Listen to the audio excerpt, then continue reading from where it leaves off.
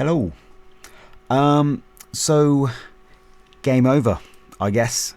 Not entirely. Like just the dream of getting into top 100k or even just top 130k, top 1%. I think that's over now.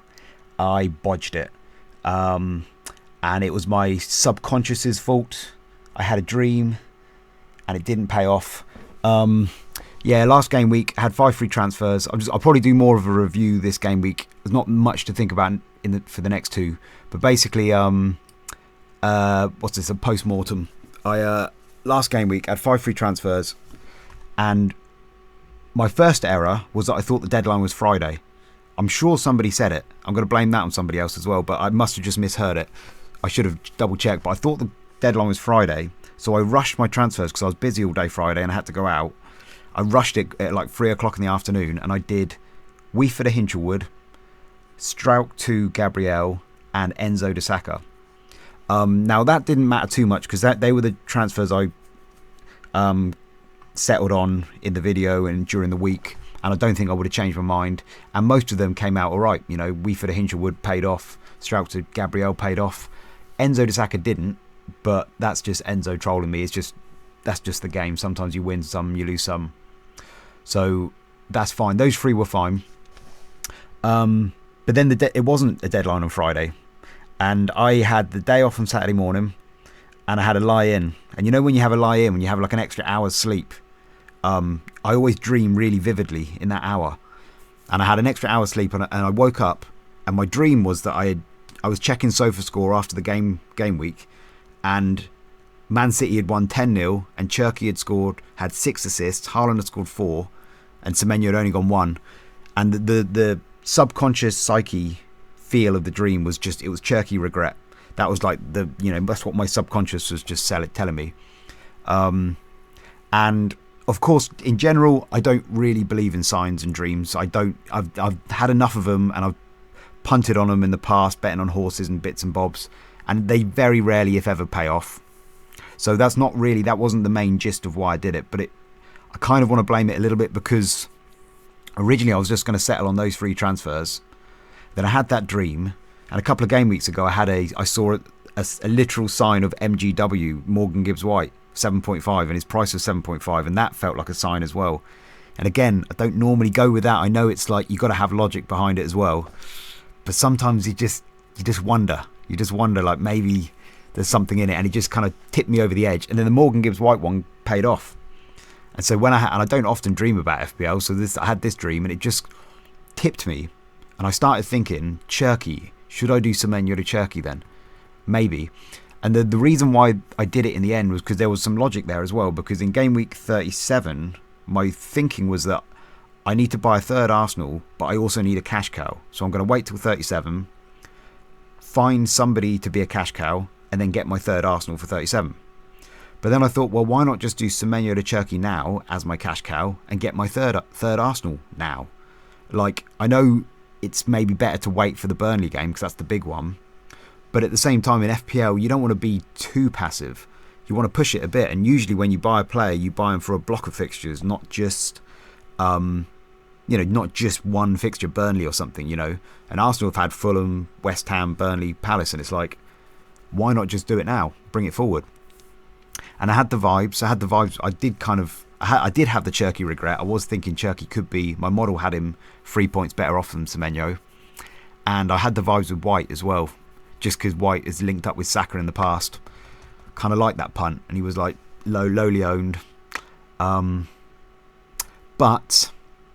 in retrospect, maybe it was a punt too far. I mean, maybe I just got unlucky. But in retrospect, like, I wouldn't have brought White in at any other point of the season because I knew that he was an injury risk. The last time he played like 4 in a row, back to back, midweeks and that, he ended up getting injured again, recurring his injury. So that was my main worry about him. Not so much that he wouldn't start, it was just that he could recur an injury. But, the games are spaced out now, and I thought, he's probably not going to get injured again. But he did. But he did start. They did get a clean sheet. It wasn't a bad punt. Didn't pay off. Now that's a bugger though, because now I've got to use a transfer on him really. So that's why that's why it feels like it's game over now, because it's just it all compounded. And then the Cherky one as well. I mean, basically, I would have been on a green arrow because I would have played Senesi and had Semenyo, and that would have been, like, I think it's like about 14 points better off. I got a 13-point red arrow, so I might have actually still been in it. But, I'll take a leaf out of Glasner's book and say, it's not just the last result that affects it. I've made loads of bad decisions throughout the season. It could be any of those where you could say that was my 14 points that I lost there or there. So you get a lot of these. So, this was just the last one, the last nail in the coffin. But then Cherky, in hindsight, was Semenyo always going to be the one that was more nailed, better fitness? We know less about Cherky. But going into it, I thought they were probably 50-50, given that Semenyo's form was getting a bit shaky, and Cherky seemed to be the one on the up.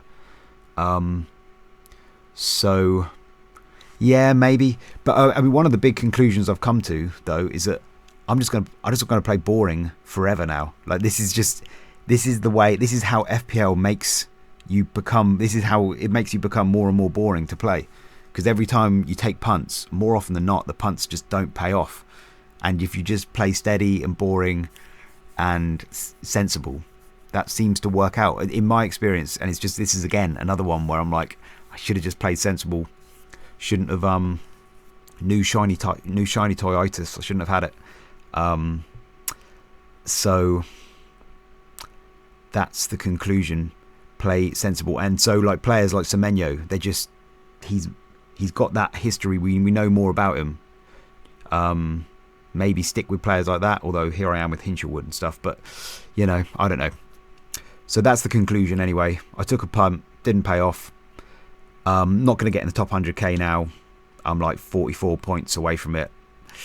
I mean, there is a part of me that wonders whether I should just punt like mad now, just kind of go on tilt and just like see if there's some way that I could kind of go crazy, just a death or glory. But then there's another part of me that thinks, no, go back to just being sensible again, and just because maybe top 250k would be nice. Maybe even top 200k. Maybe I'll just keep playing steady.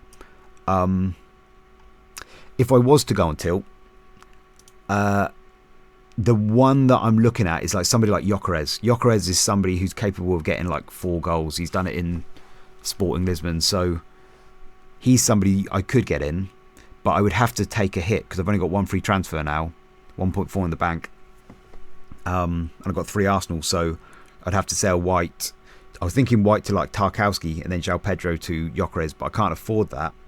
So it'd have to be White to Keane maybe, or some other cheap defender, and then João Pedro to Gyökeres. But I don't think I'm going to do that. Something in my mouth. I don't think I'm going to do that because 1 second.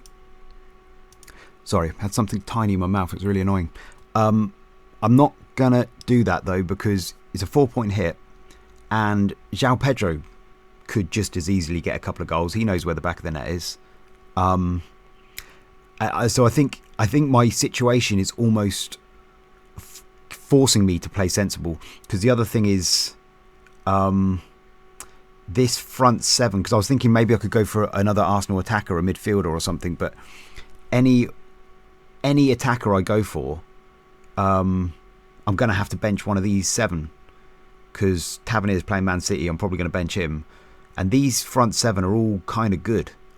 They're all fine. And the kind of alternatives, so there's Gyökeres. But of course, if you bring Gyökeres in, you need to make sure he's going to play. You want him to play in 38 as well. And there is Havertz lurking. I'll talk about the Arsenal boys in a minute. And then, the rest of the Arsenal boys like Trossard, Eze.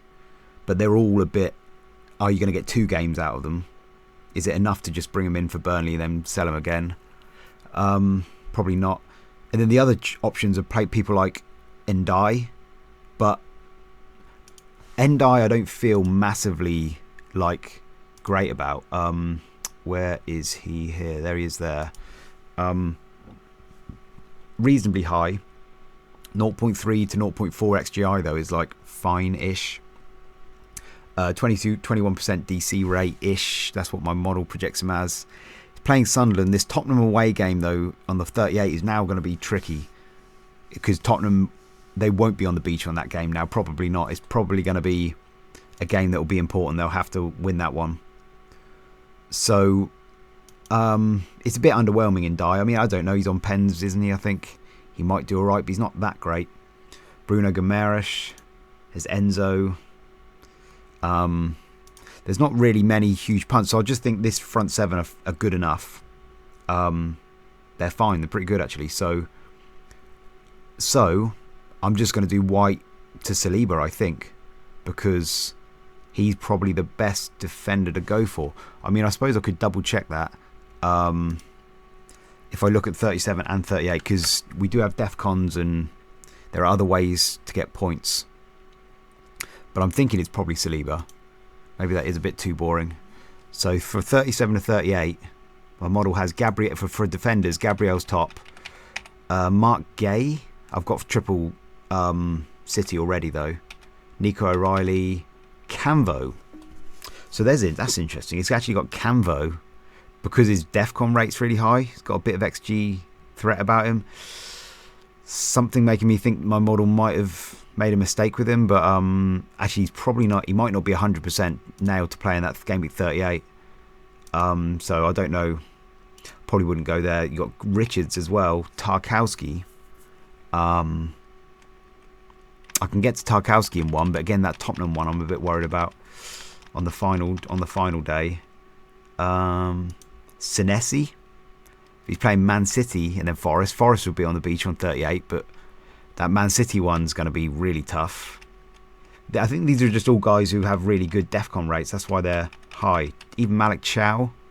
But that West Ham game, Fulham will be on the beach. That'll be good, but West Ham's going to be tough. I think I'm just playing the narrative game at the moment. I want a good narrative. And then there's Saliba. So there's Saliba there. So... And he's got good fixtures. Burnley at home and then Palace are going to be rotated. He's got a better narrative there. Not much DEFCON chance, a little. Not much XG chance. You're just getting clean sheets and maybe a bonus. And that's it. Van Dijk. He's got Villa, then Brentford. Van Dijk. Van Dijk, anyone? Maybe. Probably not. So, yeah, anyway. Probably Saliba. That's the sensible move. And that's what I'm going to do. So that's my move. Saka cap, I reckon. I think my model has is Saka, Gabriel and Bruno as the top three. And let's have a look at this. Saka top. He does have good XGI in the last 6 because he had that game the other day where he did really well. But even if you do it with just season data, he still comes out top as long as he starts. There's a slight risk, you never know if he's going to definitely start, but he should do. So I think Saka's top for me. Gabriel second, Bruno third. Yeah. I mean, just you could vice Gabriel, but I don't like to vice two people from the same game just in case it gets cancelled for whatever reason, which is a bit over the top. But yeah, I'll probably vice Bruno. Bruno's going for the assist record. He's pretty good too. But that's what I got. I mean, Saka's better than Gyökeres. He's actually a couple of points clear. Is that because of his minutes? I mean, no, even if Gyökeres starts, he's still there. I guess they get less points for goals, don't they? Maybe. So, yeah, Saka cap. Bruno vice, I should think. My biggest issue this game week is defence. I mean, it's this Brighton Leeds game is tricky, and I suspect for a lot of people they've got a lot of Brighton and Leeds. I think at the moment, if I do it like this, I won't have to play. I'll probably bench Van Heck, and it will just be a choice between Verbruggen and Darlow. I'm imagining it's going to be like there's going to be goals for both sides. And I think at the moment I'm actually leaning towards Darlow, playing Darlow. But that's just because that's what my model says. So Leeds versus Brighton. If you look at the form charts, Leeds have had the best defence in the last 6, but then Brighton have had the second best. And if you look for the season, their defence is pretty similar. Brighton have actually had more clean sheets and conceded less, so there's a sense that they're actually converting better than Leeds, but Leeds have been better in the last 6. But then in XG wise, they're both the same. You know, Man City's top, Arsenal second, and then Brighton leads third and fourth for XG. For the season, they're pretty similar as well, pretty similar goals. So they're pretty similar. And Leeds are playing at home though, and they've got better defence there in the last 6. Even though Brighton's defence overall has been a bit better, maybe. Leeds are playing at home and have had the better defence in the last 6. But is that 1.5 against Tottenham there a sign that they're on the beach now? Could they be on the beach now? Because they're kind of safe now, aren't they? Where's I didn't open FB Ref. Let's let me just open it quick. 1 sec. Yeah, Leeds are safe. Basically, Nottingham Forest to I feel like Fulham. I feel like that's the beach. Forest to Fulham is my vibe. So Leeds are probably safe, but they've got really good form. They haven't lost unbeaten in the last 5, maybe more. So have Forest actually. So there is a sense of like, well, maybe they'll just keep that form going while they're playing well. They might not necessarily be on the beach. Whereas Fulham, they've actually got something to play for, but they feel like they're on the beach. They've only had like 1 goal in the last 5 or 6 games, I think. Anyway, so yeah, probably leaning Darlow at the moment. Probably leaning Darlow. But it's not ideal. I just got to play one of them. Yeah, and I think I'll bench the Bournemouth guys just because the City one. I mean, so I think Cherky will start. They've got to play the FA Cup. Where are we looking? Fixtures. They've got the FA Cup final on that Saturday. This game week, deadline's on the Friday. FA Cup finals on that Saturday. And then Man City will be playing again on that Tuesday. So we won't know. I'm presuming that Cherky's had his rest now. And he'll play these 2. He'll play the last 3. But I don't know. I don't think I have enough reason to sell him.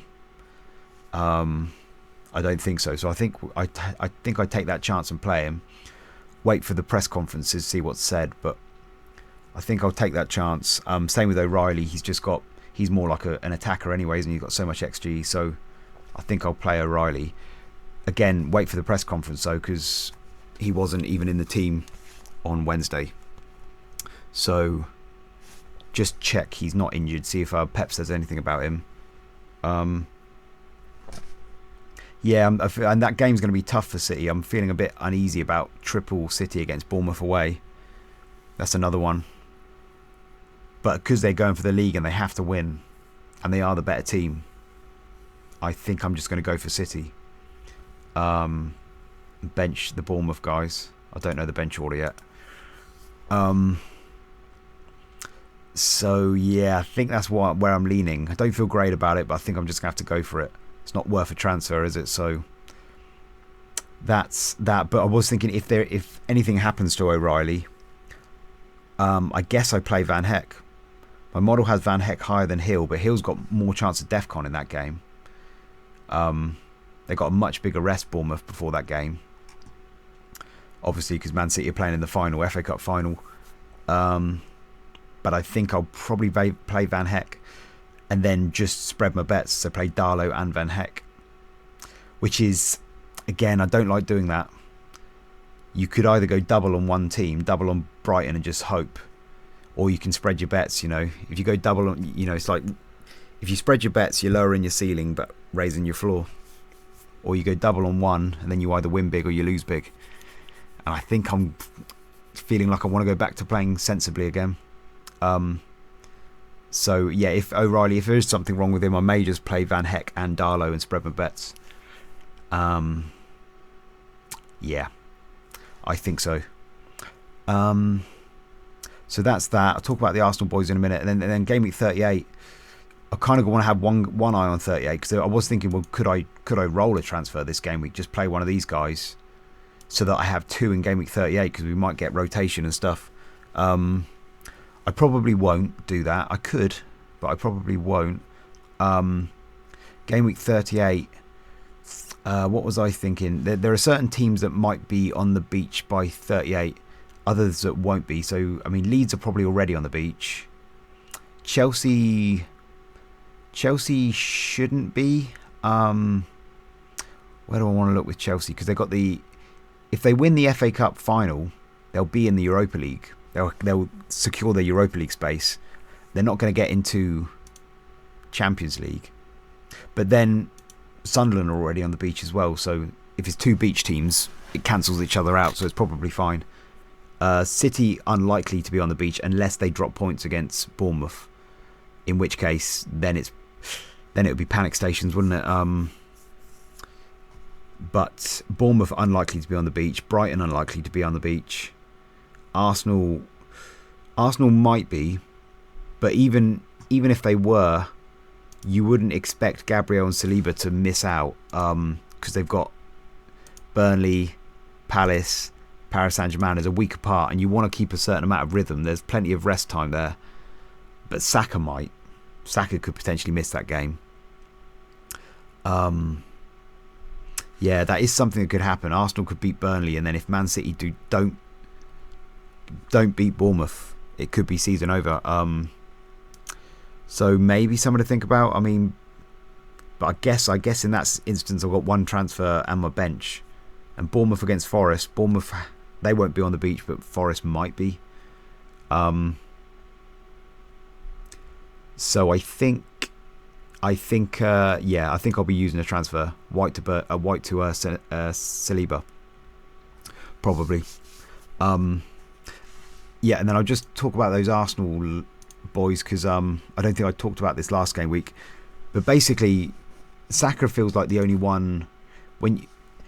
There's two players for every position. So you've got Gyökeres and Havertz generally play the 9, Eze and Odegaard in the 10, Saka and Madueke on the right, and Trossard Martinelli on the left.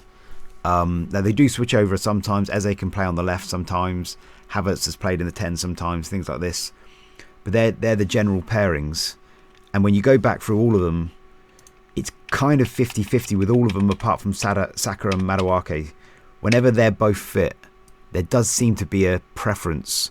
I can't remember. I looked at this last week, so I can't remember it all whereabouts it is. But there does seem to be a preference for Saka over Madueke. So he seems more likely, and given that their fixtures are now spaced out with lots of rest time, you would think that just the first team are just going to play these last three. So it's probably Saka, Gyökeres and Havertz.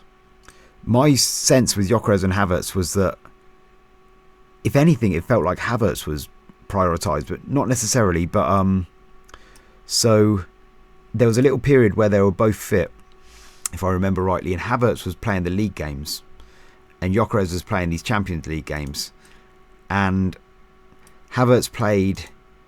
That was Man City. They both played because he played in the 10. Havertz played the FA Cup against Southampton. Then Gyökeres played Sporting.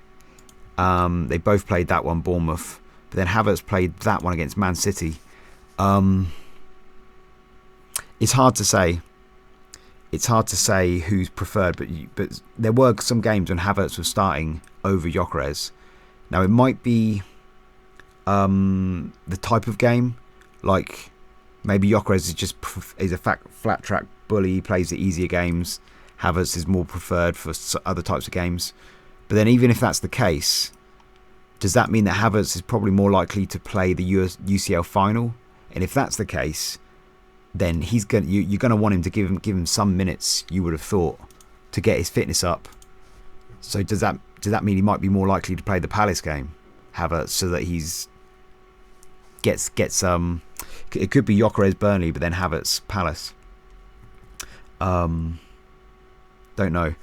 So yeah, there's a bit uneasy, not sure who's going to play out of those two. And the same with Eze and Odegaard. I think there were again, it was last week I checked, so I can't remember, but I remember coming away with the conclusion that Eze and Odegaard were fairly 50-50. It wasn't always necessarily the case that Eze always starts over Odegaard when they're both fit. And same with Trossard Martinelli. At the start of the season, Trossard, he had a phase where he was starting every game, but then it started kind of like switching here. It's a very kind of clear switch here. 50-50 really between Trossard and Martinelli there. So Trossard, I think I'm just steering clear of all of them. Martinelli, Trossard here. Where are we? Let's go up to where we're currently at. Actually, I haven't added the West Ham numbers in here yet, but Trossard started those two, but then Martinelli started that game there. Did Trossard start West Ham? I don't know. Yeah, anyway, I'm steering clear, but that was my vibe, was that Saka's the one who's the most likely to start, whereas the rest of them are all a bit 50-50, so you're taking a bit of a risk with the rest of them. Yeah, anyway, that's it, I think. So, White to Saliba, we'll see how it goes. Yeah, I think that's all my thoughts, so I'll leave it there. Alright, good luck. See you later. Bye-bye.